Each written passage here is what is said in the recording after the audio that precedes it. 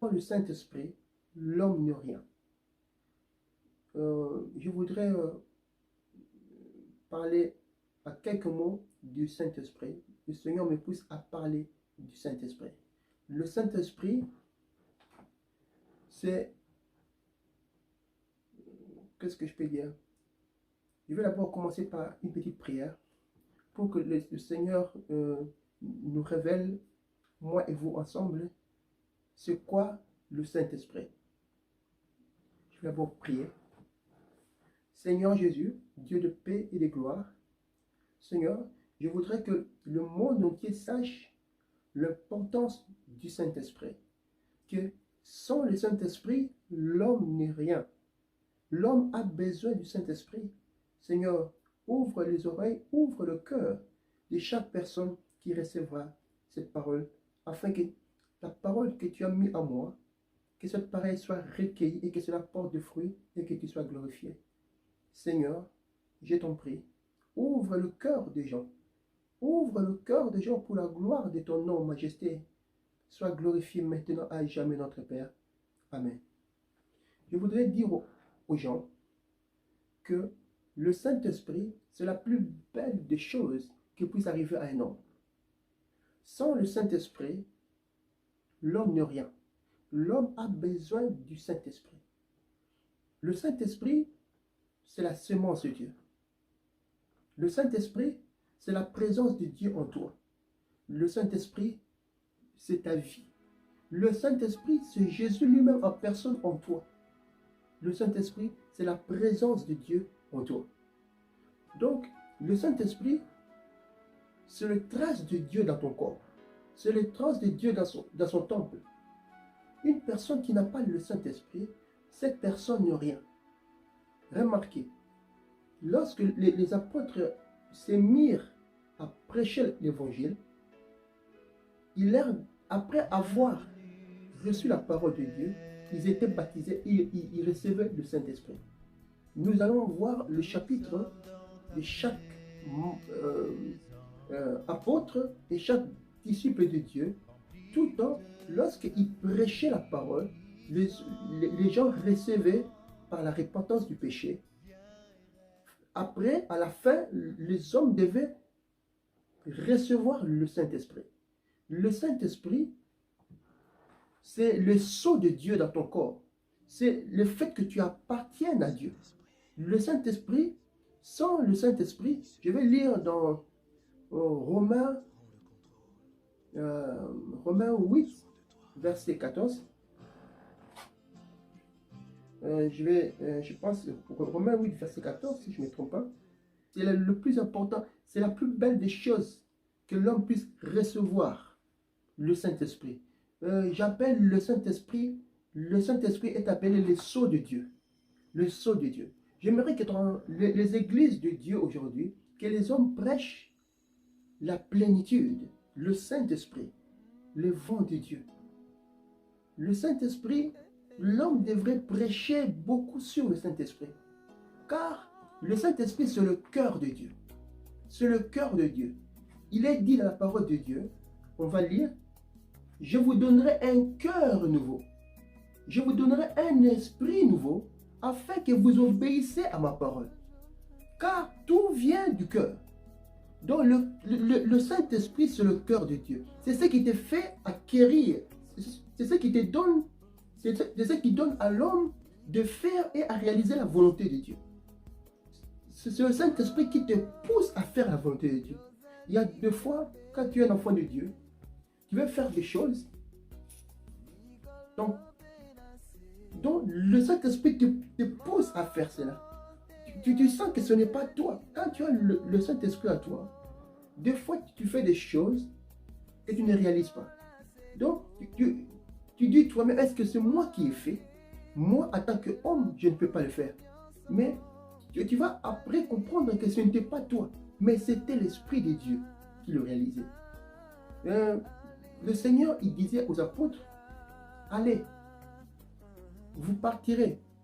Je vous donnerai le mot lorsque vous serez dans le tribunal. Je vous donnerai le mot à l'heure même. Je vous donnerai le mot lorsque vous serez déjà aux côtés de vos ennemis. Donc, le Saint-Esprit, c'est ce qui te dirige. En un enfant de Dieu, il y a des choses que tu ne peux même pas imaginer si c'est toi qui l'as fait ou pas. Parce que le Saint-Esprit te dirige. Le Saint-Esprit te pousse à faire des choses. Je vais lire dans Romains, une seconde. Je pense Romains. Romains 8, verset 14. Jésus, pour vous, vous ne vivez pas selon la chair, mais selon l'esprit. Si du moins l'esprit de Dieu est en vous. Si quelqu'un n'a pas l'esprit de Christ, il ne lui appartient pas. Je répète, j'ai lu au nom précieux de Jésus. Pour vous, vous ne vivez pas selon la chair, mais selon l'esprit. Si du moins l'esprit de Dieu habite à vous. Si quelqu'un n'a pas l'esprit de Christ, il ne lui appartient pas. Quelqu'un qui n'a pas l'esprit de Dieu, il n'appartient pas à Dieu. Un enfant de Dieu, une personne qui prie, qui sache que s'il n'a pas l'esprit de Dieu, tu n'appartiens pas, tu n'as pas l'esprit de Christ, tu ne lui appartiens pas. Le cœur de Dieu, ce qui fait la volonté de Dieu, c'est l'esprit de Dieu. Ézéchiel 36, verset 26, je vais lire notre Père Céleste. Je vous donnerai un cœur nouveau, je mettrai en vous un esprit nouveau, j'ôterai votre corps, le cœur de pierre, je vous donnerai un cœur de chair. Je répète, je lis au nom précieux de Jésus de Nazareth, je vous donnerai un cœur nouveau, je vous donnerai un cœur nouveau, je vous donnerai un esprit nouveau. Donc Dieu a voulu dire que les enfants de Dieu, votre cœur, c'est l'esprit de Dieu. Votre cœur, le cœur que nous avons ici, pour nous les enfants de Dieu, c'est l'esprit de Dieu. Mais nous allons maintenant savoir qu'est-ce que le cœur fait. Nous continuons. Nous continuons. Je mettrai mon esprit en vous, je ferai en sorte que vous suivez mes ordonnances. C'est l'esprit de Dieu, lorsque l'esprit de Dieu est dans une personne, c'est l'esprit qui te pousse, c'est l'esprit qui te conduit, c'est l'esprit, donc tout vient de l'esprit. Donc, un enfant de Dieu, si tu t'appelles enfant de Dieu, tu dois savoir que l'esprit, c'est ton corps. L'esprit, c'est ton cœur. C'est le cœur qui te fait en sorte que tu réalises, tu fasses la volonté de ton Père. Il y a des fois, si tu es enfant de Dieu, tu veux faire des choses, mais tu n'arrives pas. Mais l'esprit te pousse à faire. Tout vient de l'esprit.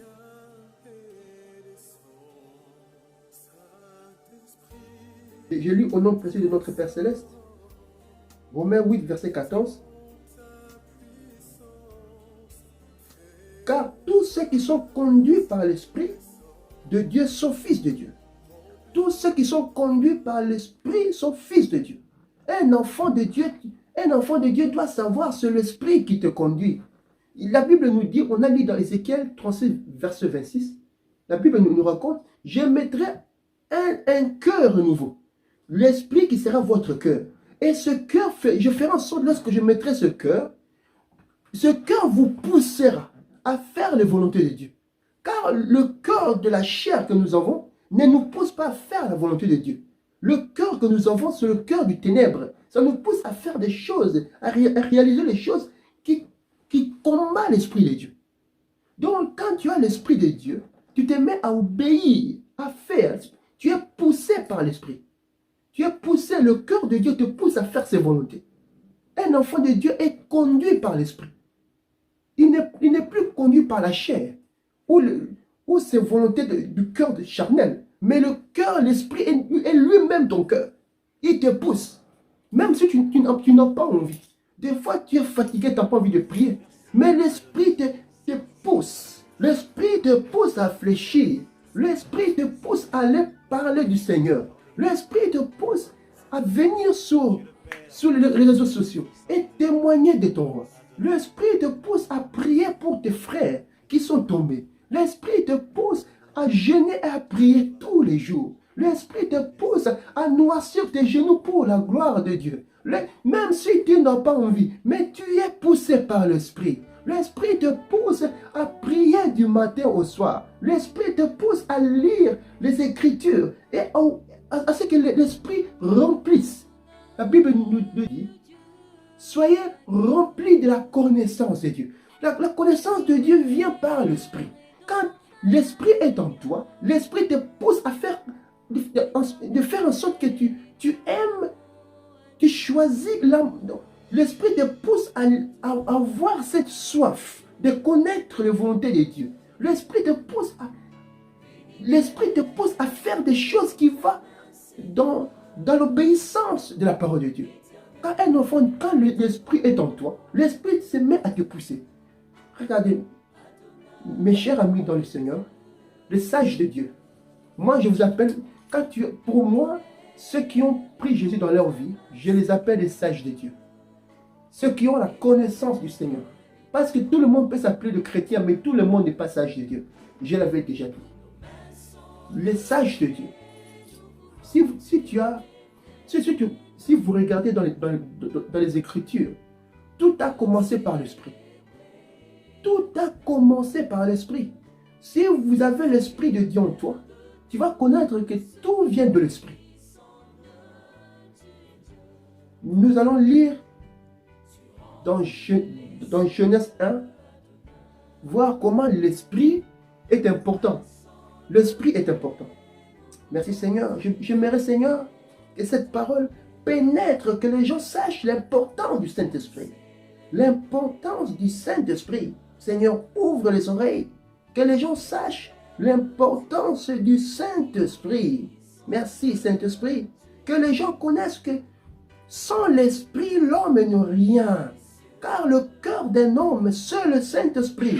Quand l'homme n'a pas le Saint-Esprit, il n'appartient pas à Dieu. Merci Seigneur. Fais connaître aux gens, Seigneur. Genèse 1, verset 1. Le sage de Dieu. Je vais lire au nom précieux de Jésus de Nazareth. Genèse 1, verset 1. Au commencement, Dieu créa le ciel et la terre. Dieu créa le ciel et la terre. On continue. Genèse 1, verset 2, nous continuons. La terre était informe. La Bible nous dit, ce n'était pas le ciel qui était informe, mais ce qui était informe était la terre. La terre était sans forme. Alléluia. La terre, Dieu dit, lorsque Dieu condamna Abraham et Ève, il dit que tu n'es que poussière. Car tu n'es que poussière. Tu vas manger et boire et aller dans le séjour de mort parce que tu n'es que poussière. Dieu a fait l'homme dans la terre parce que Dieu savait que la terre était sans forme. Maintenant, nous continuons. Non, Dieu n'a pas dit que le ciel était... Dieu a fait le ciel et la terre, mais la seule chose qui était informe, c'était la terre. Ce n'était pas le ciel. Nous continuons. Donc, la seule chose, c'était... Le ciel n'était pas informe, mais la terre était informe. Je lis maintenant dans Genèse 1, verset 2. La terre était informe et vide. Il y avait du ténèbre à la surface de l'abîme. Donc, ça veut dire qu'à l'intérieur de la terre, il y avait de l'abîme, il y avait du noir, du ténèbre. Pas dans le ciel que le Seigneur a fait, mais à l'intérieur de la terre, il y avait de l'abîme, il y avait du ténèbre. Donc la terre, Dieu a fait la terre d'une forme informe, ténébreux, et où il y avait de l'abîme. Donc tout ce qui était mauvais, non pas aux cieux, mais juste à la terre. Nous continuons. Et l'Esprit de Dieu se mouvait au-dessus de Dieu, au-dessus des eaux. Oh, merci Seigneur. Là où était la déformation, le ténèbre, là où il y avait l'abîme, là où il y avait la déformation, l'Esprit de Dieu mouvait au-dessus de là. Donc, là où se trouvait l'infirmité, le ténèbre, l'Esprit de Dieu était là. L'Esprit de Dieu mouvait au-dessus des eaux, à l'intérieur de la terre. Non pas dans le ciel, mais à l'intérieur de la terre. La Bible nous dit, qu'est-ce qui était là? L'Esprit. L'Esprit de Dieu mouvait dans l'eau. Donc tout a commencé par l'Esprit. Tout a commencé par l'Esprit. Le début du monde et le monde, la terre a été accouplée avec l'Esprit de Christ. Maintenant, nous allons savoir qui est l'Esprit. Qui est cet Esprit? Le monde a commencé par l'Esprit. L'homme doit savoir qu'il est terre. Et dans la terre, la seule chose qui rend forme à la terre, c'est l'Esprit. C'est qui rend forme à la terre. Qui commence à ranger la terre. À commencer à formater la terre. Parce que lorsque Dieu fit Adam et Ève, l'homme était informe. L'homme doit savoir qu'il était informe. L'homme n'était pas parfait. Il était un âme. Il devait devenir esprit.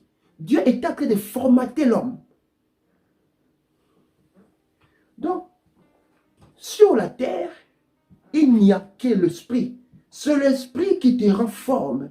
C'est l'esprit qui te donne la force, qui te scelle. C'est l'esprit qui te formate. Tout vient de l'esprit. Le monde a commencé par l'esprit. Dieu a dit que la lumière soit. Parce que le ténèbre ne brillera pas toujours.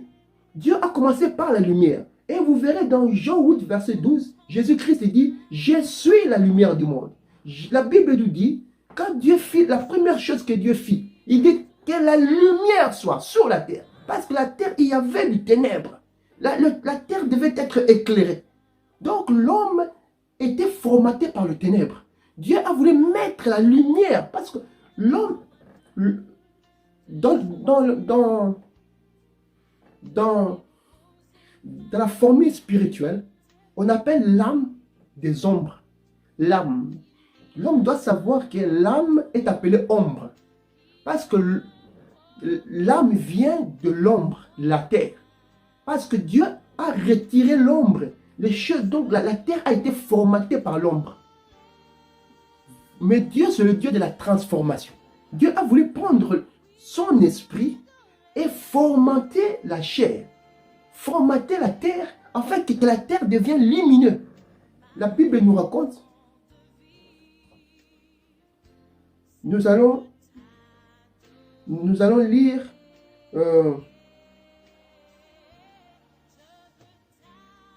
je lis au nom précieux de notre Père Céleste.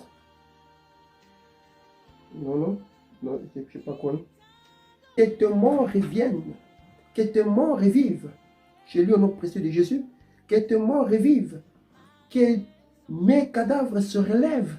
Réveillez-vous et tressaillez de joie, habitants de la poussière. Car ta rosée est une rosée vivante, et la terre redonnera le jour aux ombres. Nous avons vu que la terre doit se transformer, la terre qui est l'ombre, doit se transformer en jour. La terre, nous retenons bien, la terre qui est l'ombre doit se transformer en jour. Il dit que ta rosée est une rosée vivante, et la terre redonnera le jour aux ombres.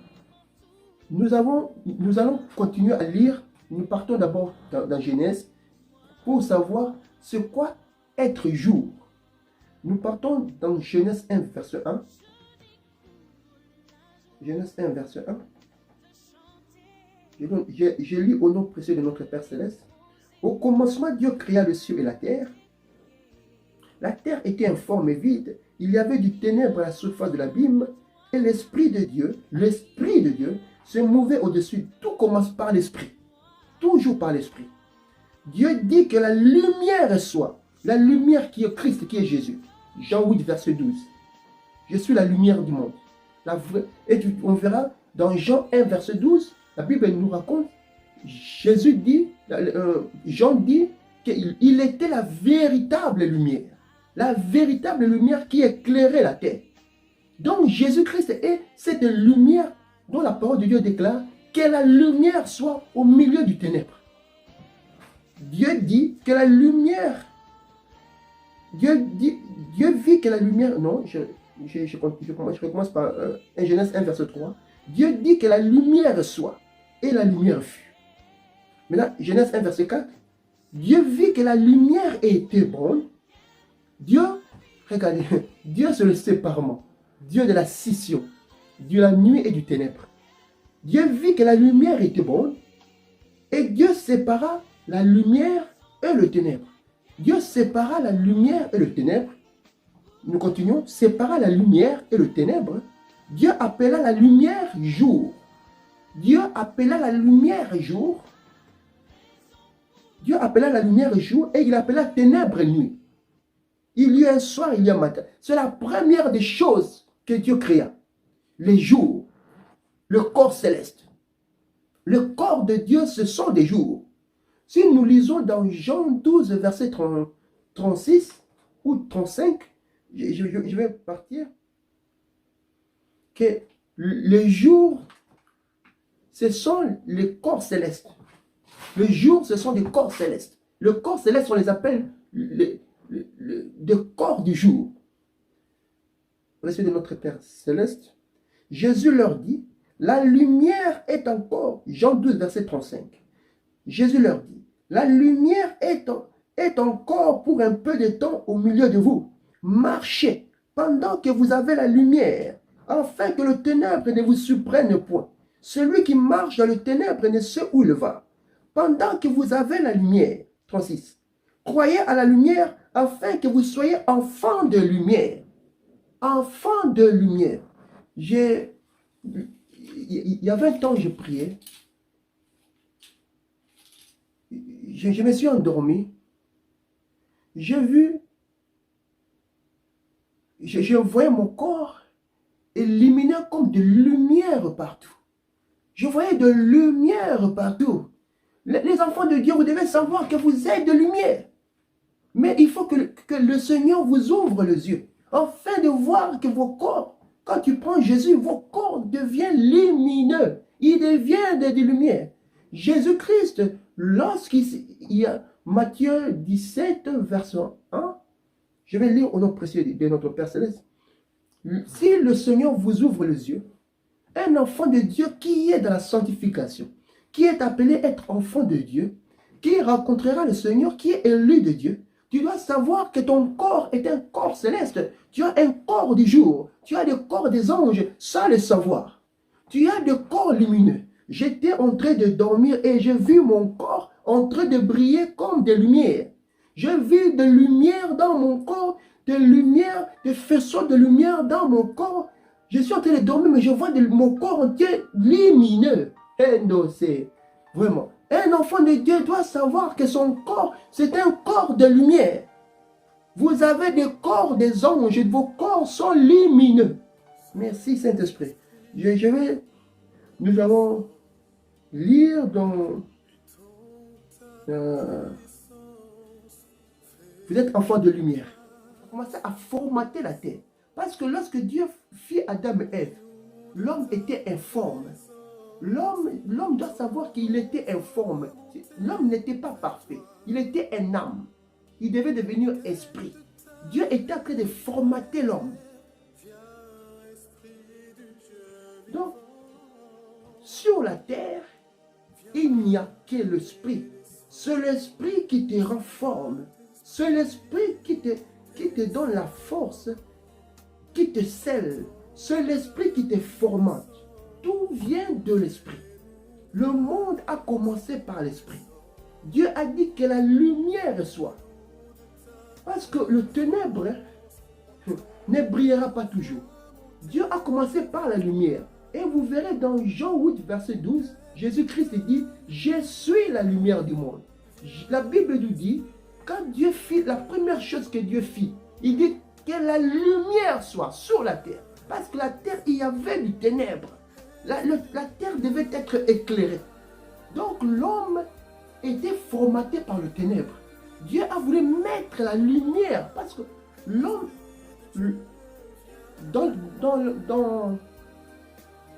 dans la formule spirituelle, on appelle l'âme des ombres. L'âme. L'homme doit savoir que l'âme est appelée ombre. Parce que l'âme vient de l'ombre, de la terre. Parce que Dieu a retiré l'ombre. Donc la terre a été formatée par l'ombre. Mais Dieu, c'est le Dieu de la transformation.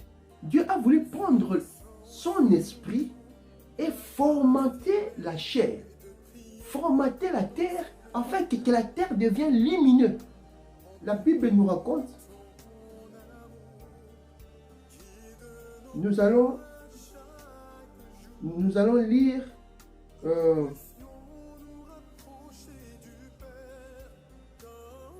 je lis au nom précieux de notre Père Céleste. Non, je ne sais pas quoi. Que tes morts reviennent, que tes morts revivent. Je lis au nom précieux de Jésus. Que tes morts revivent, que mes cadavres se relèvent. Réveillez-vous et tressaillez de joie, habitants de la poussière, car ta rosée est une rosée vivante, et la terre redonnera le jour aux ombres.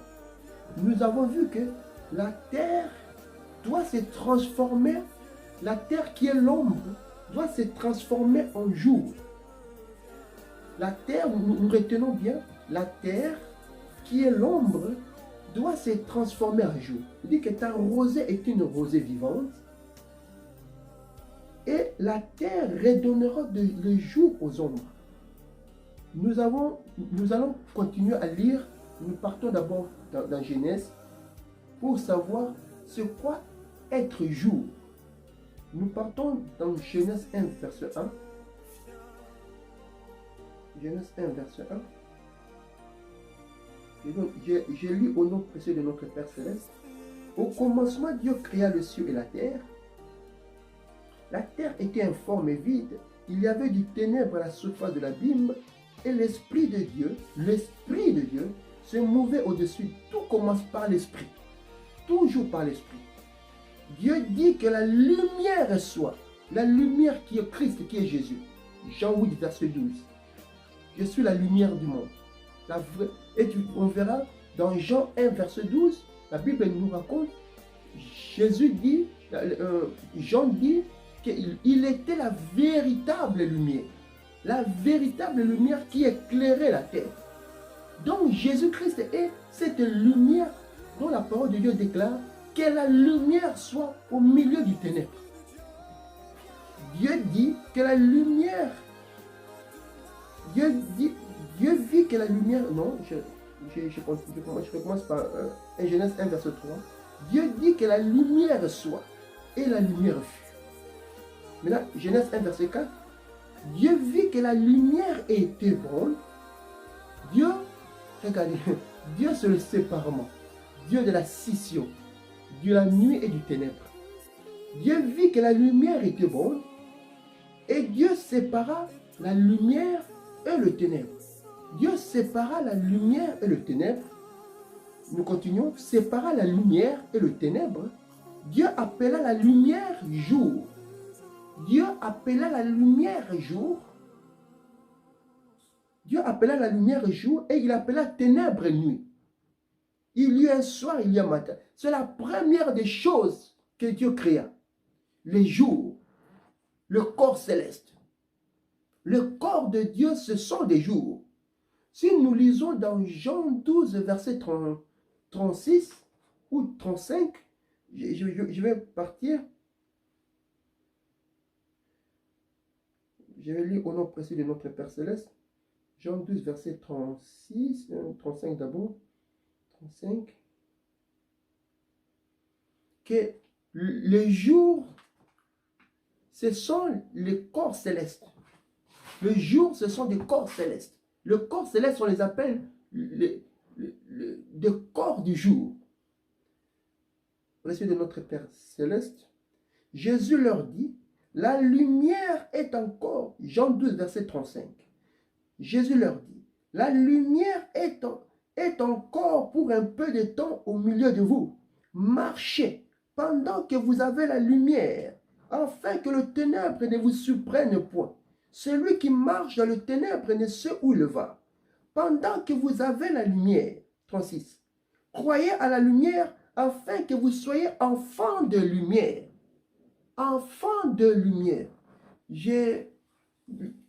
il y avait un temps, je priais. Je me suis endormi. J'ai vu, je voyais mon corps illuminé comme de lumière partout. Je voyais de lumière partout. Les enfants de Dieu, vous devez savoir que vous êtes de lumière. Mais il faut que le Seigneur vous ouvre les yeux, afin de voir que vos corps, quand tu prends Jésus, vos corps deviennent lumineux. Ils deviennent de lumière. Jésus-Christ, lorsqu'il y a Matthieu 17, verset 1, je vais lire au nom précieux de notre Père Céleste.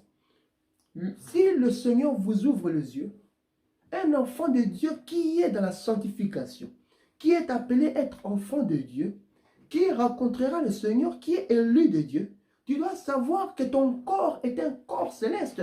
Tu as un corps du jour, tu as le corps des anges sans le savoir. Tu as des corps lumineux. J'étais en train de dormir et j'ai vu mon corps en train de briller comme des lumières. J'ai vu de lumière dans mon corps, de lumière, de faisceaux de lumière dans mon corps. Je suis en train de dormir, mais je vois mon corps entier lumineux. Et non, c'est vraiment. Un enfant de Dieu doit savoir que son corps, c'est un corps de lumière.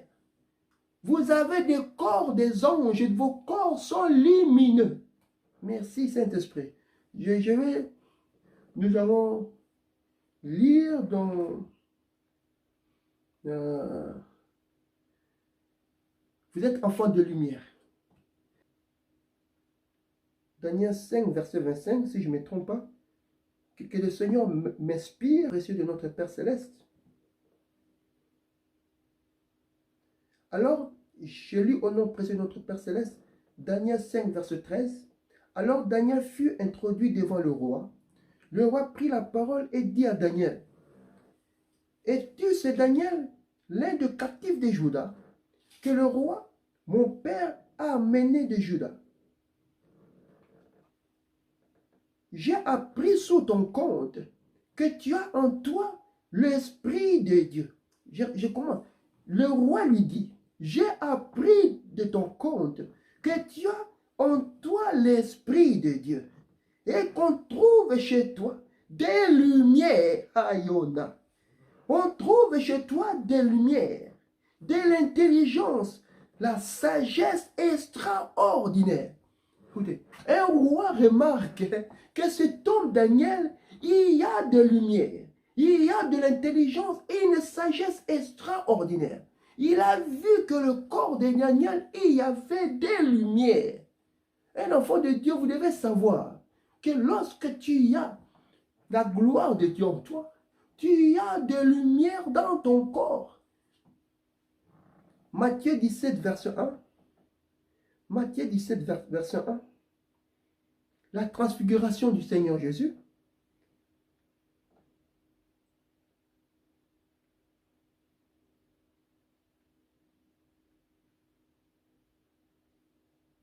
La transfiguration du Seigneur Jésus. J'ai lu au nom précieux de notre Père Céleste.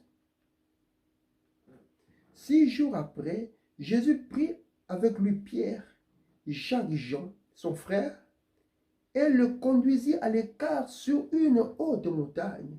Emmanuel.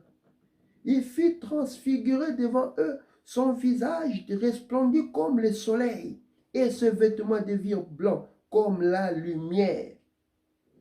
Deviennent blancs comme la lumière. Ses vêtements deviennent blancs comme la lumière. Écoutez, un enfant de Dieu, vous devez savoir que vous êtes lumineux. Parce que moi, je ne parle pas par plaisir de parler. Moi, je raconte ce que j'ai vu. Moi, je témoigne ce que j'ai vu de mes yeux. Lorsque quelqu'un m'empêche de prier, il se moque de moi. Ce que j'ai vu de mes propres yeux, personne ne peut me l'arracher. Je déclare des choses que j'ai vues de mes yeux. Moi, je suis un homme qui doute des choses. Mais les choses que j'ai vues de mes yeux, il m'est impossible de les cacher. Et je vous raconte ce que mon Dieu me dit de vous dire. Que vos corps, lorsque tu prends Jésus, tu reçois une lumière dans ton corps. Ton corps devient lumineux. Tu sors de ton corps animal. Parce que la chair...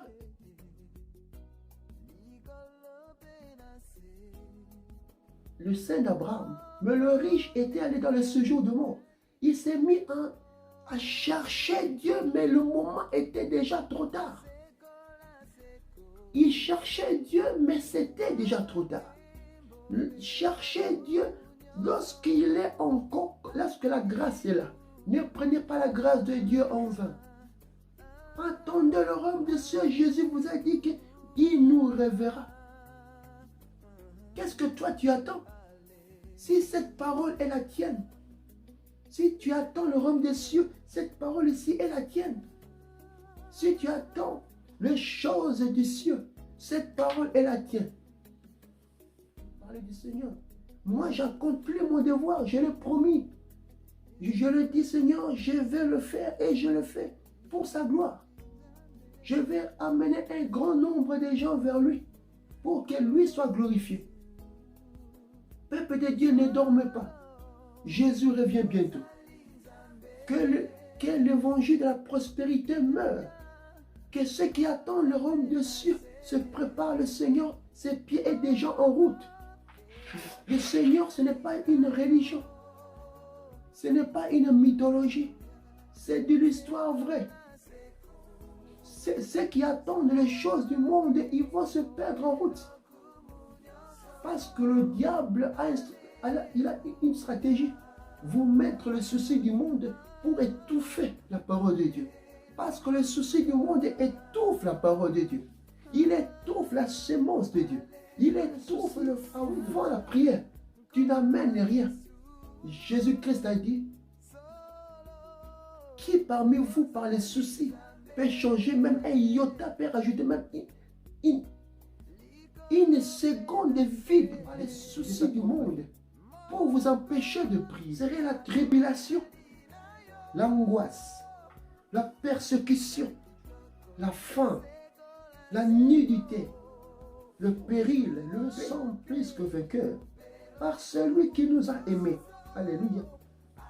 Car j'ai l'assurance, alléluia, que ni la mort, ni la vie, ni les anges, ni les dominations, ni les choses présentes, ni les choses à venir, ni les puissances,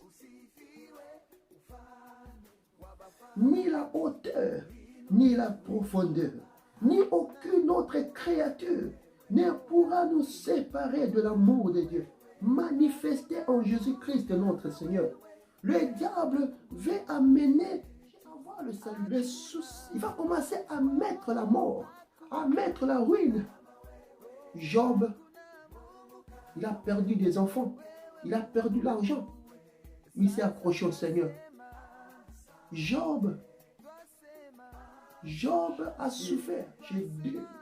Ses deux amis sont venus le visiter pour souffrir avec lui, peut-être pour se moquer de lui, mais réellement peut-être ils venaient avec sincérité. Ils arrivent, ils ont vu la souffrance des gens, ils ont dit non, c'est impossible. Ils ont vu Job a très bien descendu, vous allez voir, la Bible dit, l'ulcère était terrible. Ils ont vu la souffrance des gens, ils se sont mis même à pleurer avec Job. Mais il s'est accroché. Il savait parce que Job avait l'esprit de Christ qui disait ni la mort, ni la vie, ni la nudité, ni la maladie, ni les anges, ni la faim ne peut vous séparer de l'amour. Jésus-Christ a été minus. Jésus-Christ, le roi du ciel, a été minus. Le roi des rois a été minus pour toi. Pour que tu puisses manquer le royaume des cieux jamais. Notre Père est déjà minus pour toi. Hey Yamoni, pourquoi le peuple de Dieu, réveillez-vous. Réveillez-vous, le temps proche. Jésus, ses pieds et des gens en route, préparez-vous. Que le diable ne vous trompe pas. Recevez le salut. C'est pour vous. Je continue. Verset 12, la Bible dit, réjouissez-vous le cieux. Malheur à la terre car le diable est descendu dans la colère. Le diable est descendu dans la colère. Malheur à la terre. Malheur à la terre. Il sait que son temps est compté, le diable. Il est parti combattre ceux qui ont le salut, ceux qui espèrent en Jésus, ceux qui ont la semence de Jésus. Si toi tu es enfant de Dieu, tu dois savoir que le diable te fait la guerre. Nous et le diable, c'est la guerre. Nous, je vais parler de ça, nous et le diable, c'est un combat physique. Jésus a dit, je suis venu mettre le feu sur la terre. La parole de Dieu déclare dans Apocalypse 12, verset 17. Apocalypse 12, verset 17. Il est parti faire la guerre à la semence de Dieu. Le diable est parti faire la guerre. Donc ça dit que toi, enfant de Dieu qui dort, sache que toi, tu es en guerre. Hey, merci Seigneur. Un enfant de Dieu qui dort, sache que toi, tu es en guerre. Ton âme est en danger. Voilà pourquoi la Bible nous dit dans Éphésiens 6, verset 11, armez-vous de tous les armes, parce que le Seigneur sait que tu es en guerre. Il sait que tu es en guerre. Le Seigneur sait que le combat ici, tu dois être armé. Et notre guerre à nous, c'est la prière. Un enfant de Dieu, c'est la prière. Quand un enfant de Dieu prie, il y a du feu qui sort. Le diable te regarde et il voit le feu sortir de ta bouche. Tu ne vois pas. Merci Seigneur. Qu'un enfant de Dieu, lorsque tu pries, tu es entouré de feu. Merci Saint-Esprit. Écoutez, nous sommes à un état de guerre. Le diable nous a déclaré la guerre. Il a fait la guerre à notre Père Céleste. Le Seigneur les a gagnés dans le ciel. Il les a précipités. Jésus est venu nous prendre. Il a mis son corps en nous pour combattre à notre faveur. Jésus-Christ est le temple. Nous sommes son corps. Nous sommes en guerre contre le diable. Celui qui a gagné Lucifer dans le ciel est avec toi.